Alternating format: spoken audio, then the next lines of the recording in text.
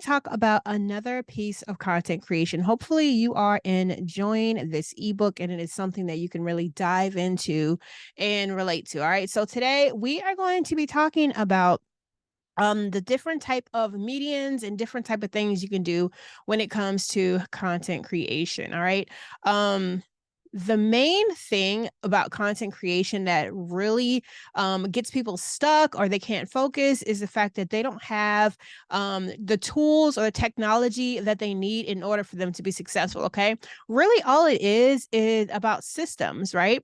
There are ways for you to manage your content. There are ways for you to distribute your content. There are ways to do the research for the content, but you have to know the right tools that are going to help you out. All right. So we're going to talk about this. All right.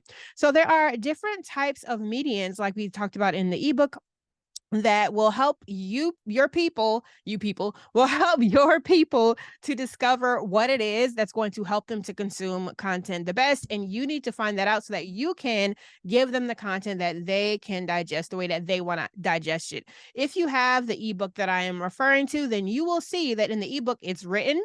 I also have a video, and also there is audio. Okay, so you can listen to it while you're driving or something like that, right? So all of those options are there. All right. So you have to know that there are written learners, visual learners, audio learners, and interactive learners. If you can incorporate all of this into your pieces of content, then you are able to reach many people and you're able to connect with a ton of people. Alex Hermosi talked about this as well when he talked about being able to be diverse so that a lot of people can consume your content. You can almost compare this to making sure that you have accessibility when it comes to your content. Alt text is not just for search engine optimization. Alt text is so that people that are visually impaired can know what is in the piece of content. Okay. That opens your network tremendously because you reach out to that market, whereas you probably didn't reach out to them before. Okay. So let's talk about this. All right. So your written pieces of content, all right, when it comes to writing, can be your blog posts, your articles, your ebooks, and your guides. Okay. So using things like WordPress and Blogger. I don't even know if Blogger's still around. There's a bunch of different mediums. Your website, okay? Producing content that is written, your social media posts, all right? Your copy, your captions when it comes to your photos. All of this is written content. Now, when it comes to written content and how you produce, the one thing that I could say, especially on social media, is make sure that you are spacing these line breaks out. Don't make it one whole paragraph. It makes it hard to read.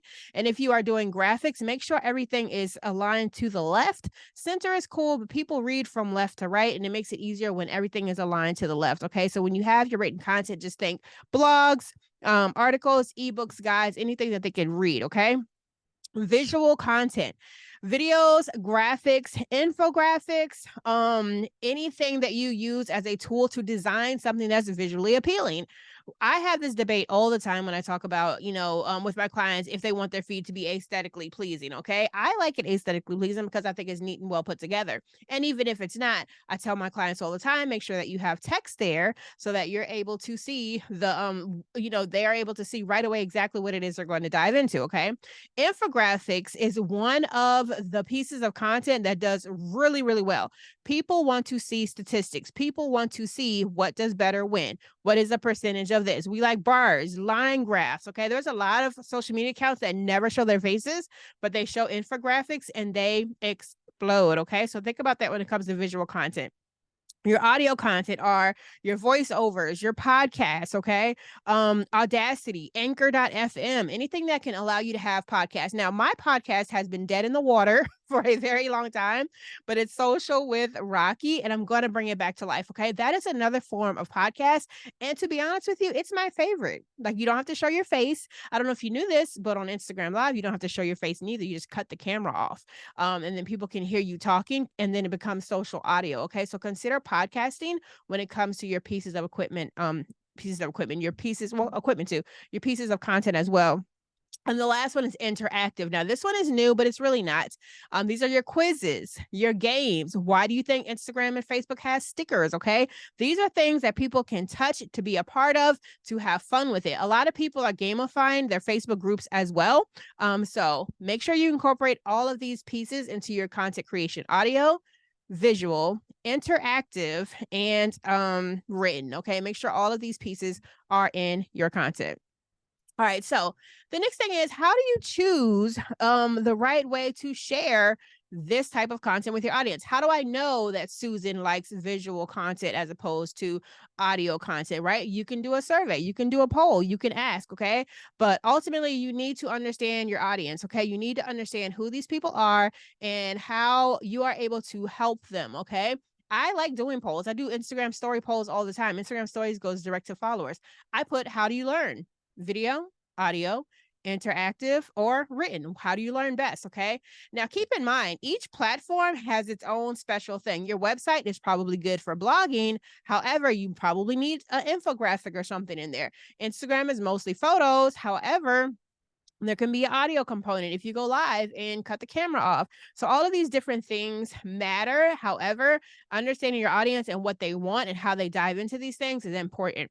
Understanding your audience and how they consume content is important as well when you're doing courses. If you're doing courses or webinars or anything like that, like I'm doing, I try to incorporate all of these pieces, but I know that most of my audience, they like video. They want to see me learn. They want to see the tutorial. They want to see me walking through the tools. Through at the bottom underneath this video, after you watch it, there is an audio of a YouTube video. I mean, there's a video of a YouTube video of me actually going through the tools that I use to do my research for content. Okay. So that's there. I understand you guys. Okay. Again, all of those things are there, right? Consider your messaging. Okay. Consider your messaging and think about how you are coming off when you write your content. I used to be so embarrassed because I used to, write how I talked until an author of mine, when I became a best-selling author, she was like, no, I love that. Right. But I know that my audience loves that. Okay. Your audience might be, and of course, depending on your niche as well, they might be a little different. You might have to be able to talk professionally. Okay. You might not can talk with the slang words and all of these other things. All right. So be really cognizant of that and consider how you are messaging. All right. And assess your strengths. What are you good at when it comes to content creation? I love video. I love social audio. I am and was a beast at the Clubhouse app because I like talking, the gift of gab. I hate writing. Okay. So writing is not my strength. All right. So if I am someone that is going to be in the writing space, then oftentimes I will hire out. Okay. I'll hire out. I get somebody else to do it. I get somebody else to do it. And I'll have them write my captions while I do the rest of the stuff that I love. Okay. So assess your strengths and figure out what it is that you love to do. So that way you're not stressing yourself out. All right. And then of course, exploring the popular platforms when it comes to content. I will tell you, social media is huge. If you are not on social media when it comes to content and content creation, you need to be there. Everyone is on social media. I don't know anybody that does not, well, I know a couple of people that does not have an Instagram account or a Facebook account or something, right, where they can connect with their people. All right. So make sure you choose a platform and stick with it. How are you managing your content, your CMS system? Okay. What tool are you using to organize your content? And please don't tell me you're doing it off the top of your head because you're already losing right there. Okay. You should have a way to batch create your content, plan your content, put your content down in a folder with the captions, with the hashtags, and organize it so that you can push these content out at the right time so that you get the most traction. All right. And the next thing is your podcasting platforms. If you so choose to podcast, okay, where are you going? My favorite is anchor.fm because on anchor.fm, you are able to, do your podcast right in the stream. You don't have to have all this fancy equipment that I have. You can literally record from your phone right onto Anchor, and Anchor will blast it to Apple Music, Spotify, iHeartRadio, YouTube. I think YouTube. I'm not sure if YouTube's on there yet, but there's a whole bunch of other different areas, and all you have to do is record one time. Okay. So you can choose that one. That's the one that I use, but other people may use something else. All right. So these are the things that you want to focus on. All right. Which way, how is it that your ideal customer and client learns? What is the right medium? How do you know what is the right medium for your audience? So do you understand them? Do you consider the messaging and how you're putting it out and how you're coming across, and what are your strengths, and actually having being in these three areas: the social media platforms, content management system, how are you producing your content, and your podcasting platforms. I'm really jumpy and probably talking a lot because I had this like sweet tea from McDonald's. They really like dumped the sugar in there.